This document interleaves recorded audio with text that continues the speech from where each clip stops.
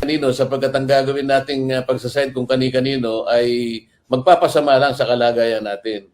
Ngunit ang nakikita ng mga taong bayan ngayon, akala naman ng aming leadership sa House of Representatives sa pamimigay ng kung ano-anong mga ayuda sapagkat ito na lang ang nalalaman nila gawin dahil maraming nahihirapan at maraming mahihirap ngayon. Ang buong akala nila ay sa pamimigay ng ayuda ay natutuwa na yung mga tao. Hindi ganun ang nararamdaman, Ms. Maharlika, no? Unang-una, yung pamimigay ng ayuda na iba't ibang klase. Merong AIX, merong AKAP, merong MAIP, merong TUPAD. Maganda naman ang epekto nito. Kaya lang, kapag hindi natin masusustain ito on a long-term basis, sapagkat ang kailangan ng tao ay yung trabaho. Kaya kailangan payabungin natin ang ating ekonomiya. Kaya nga pinipilit ko nga ibaba ang kuryente itong pagsisimula ng maraming negosyo at sa ating bansa. Sapagkat pag mababa ang kuryente, may inganyo ang mga mamumuhunan, magtayo ng negosyo ng mga pabrika na kung saan mag-generate ng maraming trabaho, makaka-produce ng maraming pagkain, bababa ang pagkain. Ito ang kailangan ng mamamayan, hindi yung ayuda. Hindi yung bigay dito, hindi yung bigay doon. Akala naman nila, ay gusto yata nilang sabihin sa tao na yung pinamimigay nila ay galing sa bulsa nila. Hindi po, pera din natin ito eh. Pera din ng gobyerno ito eh. Hindi po ito yung unang tuntunin o yung gawain ng Congress. Hindi po kami inihalal ng mamamayan bilang congressmen or congresswomen para kami pumunta sa lugar nila at mamigay po ng ayuda. Hindi po yun ang tungkulin namin. Maaari po sa ibang pagkakataon na ipadadaloy sa amin. Ngunit hindi po yun ang pangunahing gawain namin. Kaya maaring namamali po yung ibang kababayan natin na akala nila dahil sa nabibigyan sila ng ayuda, napakaganda na po ng ginagawa namin. Sa totoo lang, Ms. Maharlika, sa maraming pagkakataon na lumibot ang mga kasamahan ko sa mga ayudang ganito, siguro nakakamahigit na 15 lugar na, isa lang ang aking napuntahan. Dahil nga meron akong isang dahilan na personal, kaya lang ako pumunta ron. Ngunit hindi maatim ng aking kalooban na para bang ang ginagawa namin ay napapasaya namin ng mga tao dahil nakakapagbigay kami ng ayuda. Ngunit ang epekto nito ay malalim. Kapag ka ikaw ay bigay ng mga ayuda o subsidy nang wala namang equivalent na production, alam mo, sa bandang huli tayo lulugso rito eh. Kaya sa ngayon, at ito'y pinananagutan din naman ng ating DOE, ang ating paggasta ngayon sa isang araw, Ms. Maharlika, kailangan malaman ng ating mga kababayan ito. Ang halagang ginagasta ng ating bansa sa ngayon ay 15.8 billion pesos. Ngunit yung ating income, yung ating nalilikom na pangkabuhayan ay umaabot lamang na 11.7 billion pesos. Sa makatwid, meron tayong deficit na 4.1 billion pesos. Araw-araw ito. Ibig sabihin, tayo ay nangungutang ng 4.1 billion pesos per day para lang masustain natin ang ekonomiya. Ibig sabihin yan, ewan ko, mga 270 million per hour. Ganito ang nangyayari sa atin, ang long-term effect nito hindi makakabuti sa ating ekonomiya. Maaring sa unang tingin, ang mga tao sapagkat naaabutan sila ng konting tulong, baka mapasaya mo sila. Ngunit, sa ilang araw lang siguro yon. Ano naman ang kinabukasan nila? Ito yung magiging problema, Ms. Maharlika. Siguro mag-a-agree ang mga nanonood sa atin, ang mga taong bayan, talagang ginagamit itong ayuda na ito para talagang i-politicize or in preparation sa darating na eleksyon. Kung ikaw na rin mismo nagsabi na mayroong failure sa Congress, talagang nakikita na pinipersonal ka, pinopolitika ka, yung issue sa 125 million na confi ni Inday na ipaliwanag na, kumbaga sabi ko nga, yung 125 million is barya lang yan compared dun sa 1.4 billion a day na inilaan supposedly po doon sa flood control na wala naman palang flood control. Kung bakit hindi hini-hear dyan, hindi pinag-uusapan dyan sa Congress, yung tungkol dito sa 1.4 billion na to. na flood control. Yun nga yung aking sinasabi rin sa kanila. Mula pa nung unang pagbaha, mga 3 buwan na nakararaan, ay nabanggit na yung mahigit na 5,000 flood control projects na yan. Ngunit biglang lumubog ang Metro Manila. Yes. Itong huli, 1 linggo lang ang nakararaan, lumubog ang buong 95% ng Bicol region was submerged sa tubig. Yeah. Ngayon, sa kwenta ko, yung 3 taon na ginugol nila sa flood control ay umabot ng 24 billion pesos. Bakit Okay. kung talagang ito'y nailatag, 24 billion pesos, bakit 95% ng buong Bicol region ay binaha? At ito ay parang ngayon lang nangyari. Base na rin sa mga taga roon na aking nakakausap. Ngayon lang daw nangyari ang ganito kalawak na pagbaha na pinsala, 95% ang Bicol region. Ngayon, ito isang bagay na hindi kinakailangan na ng ebidensya. Yeah. Kung talagang nailatag yung 24 billion worth of flood control projects, bakit 95% ng buong Bicol ay binaha? At ngayon lang nangyari ito. Kung kailan kaya naglatag ba ng ganong kalaking halaga, doon ka pa babahayin? Kaya sabi ko, ito yata ang mas mabuting atupagin ng Quadcom. Yes. Kasi ang Quadcom, kahit wala ng resolution siguro, wag na kayong maghintay ng petition o kaya ng complaint o ng sumbong o ng anumang pasabi sa inyo. Pwede nyo i-adapt ito sa inyong kapangyarihan na tumawag motu proprio. Ibig sabihin, kahit walang pasabi, kahit walang complaint, kahit walang resolution, sa sarili nyo na akuin na ninyo. Sapagkat malala na ang problema eh. Ayaw nila. Ewan ko kung merong magtatangka isa man sa kanila. Baka yung karamihan sa kanila magkaroon ng problema kapag sinyasat ang bahagi na yan. Yeah, kitang-kita po yan ng taong bayan, ang problema talaga dyan sa ating bayan. Ano? Kumatanong ko lang, what is your view sa approach ng Marcos Jr. dito sa calamity preparedness? Kasi nakita ng taong bayan na hindi naghanda. Kaya mas dumami yung casualties and also yung mga na biktima talaga na yung mga bahay dahil walang preparedness like 3 days, 4 days before the bagyo at walang based ito sa social media, walang mga naka-standby na mga rubber boats para i-rescue yung ating mga kababayan. Then narinig natin ang presidente during the briefing, during the day or after the calamity pa lang nagbi-briefing, tapos hindi niya alam yung gagawin niya. For sure, nakita niyo po yun. Ano yung pakiramdam mo bilang isang lingkod bayan na meron tayong, it's not leadership, meron tayong gobyerno na ganun yung klaseng approach sa problema ng ating bayan? Unang-una nalulungkot ako, Ms. Maharlika, sapagkat ang buong akala ko ay naka-standby lahat yung mga programa na kung tawagin nila ay disaster prevention, merong mitigation, merong adaptation, lahat ng ito eh.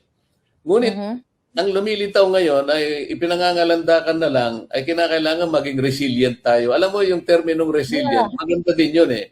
Pero hindi sa lahat ng pagkakataon, puro resiliency na lang ang pag-uusapan natin. Palagi ko ang Pangulo dapat ay maging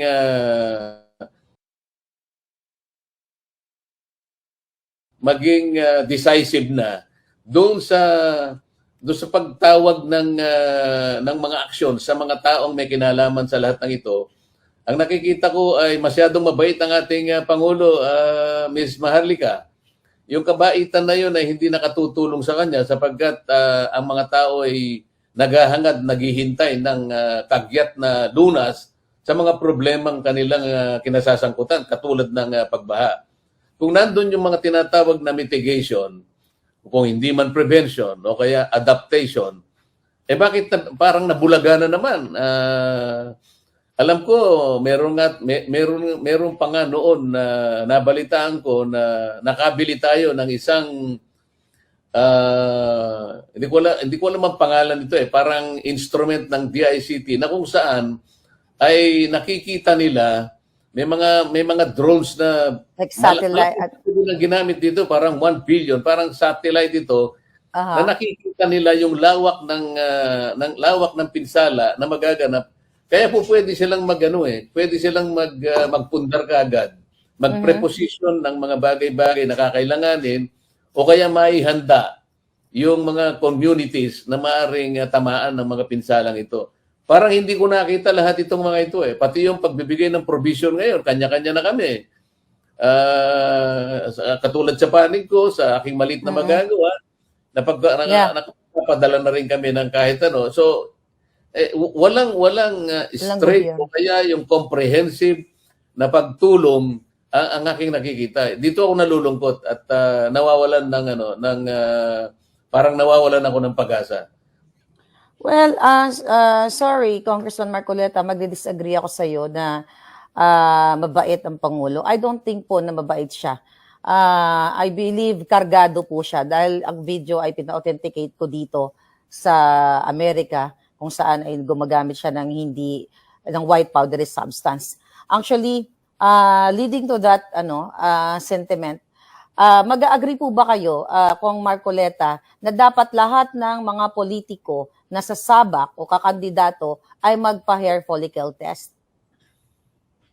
Pwede naman yun. Ang nagiging problema lang kasi, yung ating saligang batas talaga, walang requirement na ganun eh. Kaya hindi natin maipilit yun eh. Hindi sila Ngunit, pwedeng pilitin. sa voluntary basis na lang sana, ay lahat ng maari pang gawin para lang matukoy natin na ay lahat ng kakandidato ay walang kinalaman o hindi nakagamit Mhm. ng kahit anong droga o mga bagay-bagay na may kaugnayan yan, payag ako doon. Ang problema lang, Okay. hindi natin mapanagutan talaga. Hindi natin sila mapilit. Yeah. Naintindihan natin yan. Kung mainit at pinag-uusapan ngayon, social media, mainstream media, ang revelasyon ni Colonel Hector Grijaldo, I hope tama yung pagkabanggit ko kung napanood nyo kagabi, doon sa hearing sa Blue Ribbon Committee na kung saan po ay isiniwalat niya na during the Quad hearing ay inimpluwensyahan siya o hinimok siya ni Congressman Dan Fernandez and Congressman Benny Abante para aminin doon sa hearing na yon na yung reward system na in-expose ni Garma at iba pang mga resource person doon ay there's such thing na may nag-exist sa Davao o sa Pilipinas na inuutusan ng Pangulong Duterte na mag-execute ng isang tao at babayaran o re-rewardan. So in-expose po ni Colonel Hector kahapon na talagang pinilit o inudyukan siya. Kaya nga sabi ni Pangulo doon ay kakasuhan niya ng subornation of perjury. So nakakagimbal po yon kung na may dalawa tayong lingkod bayan supposedly, kongresista na pinipilit o talagang inuutusan pulis pa ito for 30 years in service na ito, na lingkod bayan din. Kung narinig nyo po, napanood nyo, ano yung sentimiento nyo at ano ang maibibigay nyong info dyan para sa taong bayan?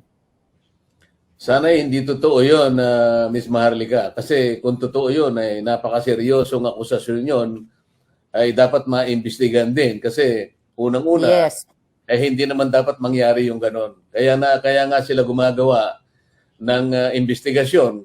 Kahit na nga ako ay ayaw na nga sumama dyan sapagkat hindi ko nga makita yung direksyon at yung mga Yeah. tuntunin na hindi na nakabase sa tinatawag nating mga due process. At maski na sa aming mga nakalatag na tuntunin ay marami na rin hindi natutupad eh. At ngayon, nagkaroon ng akusasyon ngayon tungkol sa bagay na yan. Yes. Para sa akin ay masusing suriin yan sapagkat mabigat yung akusasyon ng pulis. Kung totoong siya'y sinabihan para gumawa ng isang bagay na labag sa kanyang kalooban at tinuturuan ng gumawa ng testimonyo para lang pasamayin ng kahit sino, ay napakabigat na kasalanan yan. At yan ay hindi pwedeng palampasin, Miss Maharlika. kung sinabi ni Pangulong Duterte, magpa-file daw siya ng case doon sa dalawa, pero sino po ba dapat ang mag-initiate na magkaroon ng pag-iimbestiga sa Kongreso man sa Senado? Sino po ba dapat or anong committee? No, dapat yung ethics committee, kaya lang yun, ethics lamang yun, ano? Itong akusasyon na to ay meron ng criminal responsibility ang pinag-uusapan Yes. dito eh. Sa makatwid, maski sa aming institution ay meron kaming ethics committee para na ipasimulan. Ngunit hanggang doon lamang kung ano ay ipapataw na parusa. Halimbawa, kung mapatunayan totoo ang nangyari, maaaring ma-expel lamang isa sa amin. Ngunit, merong criminal propensity itong nangyaring ito. Kaya merong pananagot ang kriminal kung yan ay mapatunayan. Yeah. So alam niyo po lahat ng pinag-uusapan natin dito, it all boils down kung gaano nahihirapan ng ating bayan, kawalan ng trabaho, pagtaas ng bilihin.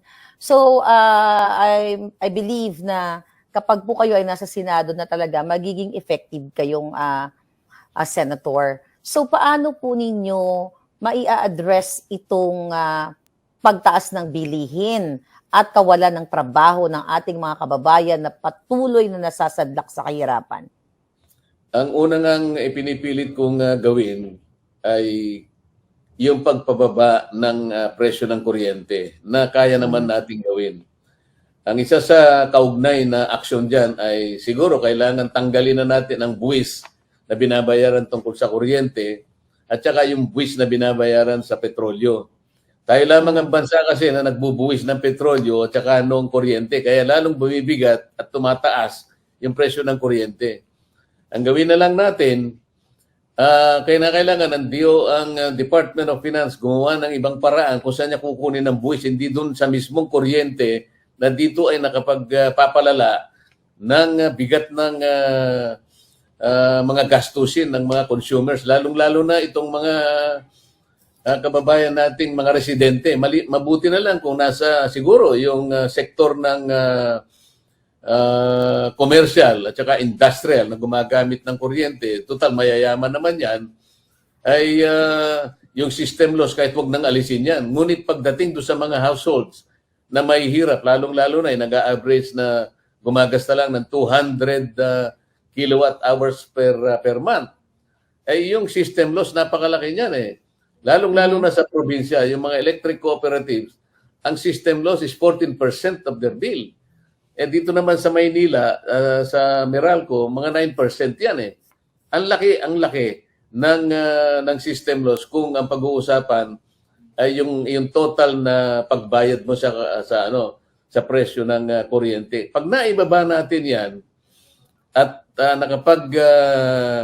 nakapag-inganyo yan ng maraming mga mangangalakal, mga negosyante na magtayo sila ng ating ng mga tanggapan at mga factories dito sa ating bansa, ay nakikita ko diyan ang ma-generate na trabaho ay talagang maramihan. At pagkatapos na ma-generate ang maraming trabaho, eh siyempre magiginhawaan yung ating mga pamilya sapagkat meron na silang mapagkukunan. Bagkus pa bukod pa dun sa maraming mga produkto at mga serbisyo makikreate. Kasi po pag pinababa natin ang kuryente, yung pong production cost ng isang kumpanya ay talagang bababa. Siguro kung hindi man kalahati kasi ang production cost na manggagaling sa kuryente masyadong malaki yan. At kapag nainganyo nga po siya at nainganyo siyang magtayo ng maraming kumpanya diyan pa lang tayo makikinabang. Pagka po nawala yung presyo ay yung mga tinatawag nating buwis sa petrolyo at saka yung sa kuryente, yung banner inflation na tinatawag na nanggagaling po sa pagkain at saka dyan sa petrolyo, yan ang bababa. Yan po yung mahirap kontrolin eh. Yung pong core inflation, dalawa po kasi ang inflation natin, yung core inflation at saka yung banner. Yung banner po, yun ang nanggagaling sa pagsirit po ng presyo ng pangunahing bilihin. Kasama na dyan ang pagkain. Kaya po kapag yan ay na-address natin, unti-unti po nating maibababa ang inflation sa ating bansa. Kasi ang mangyayari po niyan, yung manufacturing sector ang mismong lalakas. Ngayon po kasi ang manufacturing sector mahina po eh. Ang ating ekonomiya ngayon is consumption driven. Sapagkat puro ayuda po eh. Walang katapat na production. Paano ka magpo-produce? Kailangan po gumiling yung makinarya ng ating manufacturing. Kapag ka ito po ay production driven, diyan lang po giginhawa ang buhay ng ating mga kababayan sapagkat mapapayabong natin ang economy natin. Unti-unti po natin gagawin, pero yun po yung direksyon na dapat nating tahakin. Bantayan po natin yan.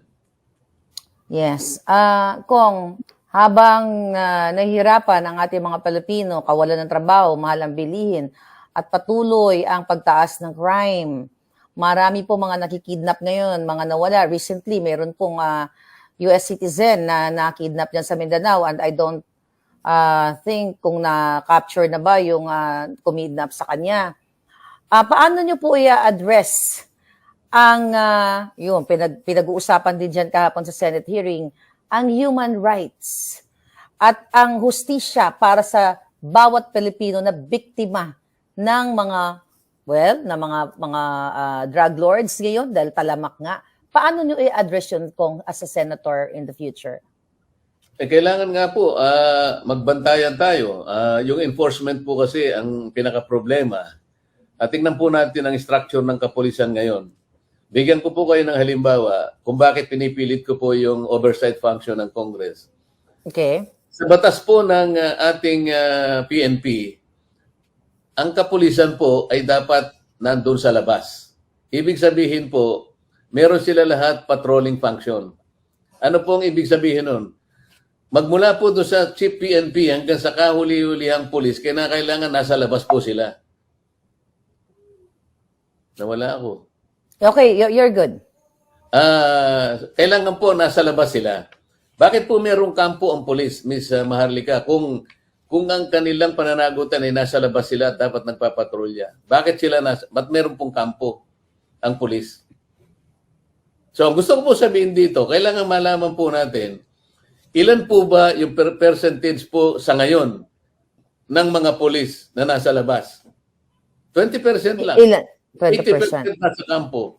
Hindi po nagagawa yung visibility. Yung patrolling function nawawala po. Ngayon, may kaugnayan po yung sa tanong nyo. Ang daming, dahil sa kawalan ng pagbabantay, Yung presence ng police, oo. yung presence ng police, yung visibility, kaya po, ang theory ko dyan ay hindi nakakatulong doon sa pagsansala ng maraming sakbuatan ng anumang mga enterprising na individuals na nakagagawa hindi lamang krimen kung hindi maski na civil and political rights po ay kanila na pong nalalabag. Pero kung meron pong visibility yung kapulisan kasi ang patrolling function po nila ay nandoon. Bakit po 80% nasa kampo? Ang dapat nasa kampo lamang, Ms. Maharlika, yung mga non-police employees. Yung pong Administrative. administrative staff na hindi police. Yes. Ngunit yung police, ang mandate po nila ay kinakailangan po nasa labas. Kung tutuntunin po niyo yung batas na yan, Ms. Maharlika, pati nga po yung mga poste ng ng ilaw na walang na halimbawa ay sira, halimbawa ay hindi umiilaw, ito ay nire-report ng pulis. Basahin po ninyo yung batas. Pati po yung mga imburnal na hindi gumagana, nililista dapat yan ay nire-report po nila sa mga kaukulang ahensya. Ang dami pong tungkulin ng pulis. Hindi nila nagagawa kasi nasa kampo lang sila.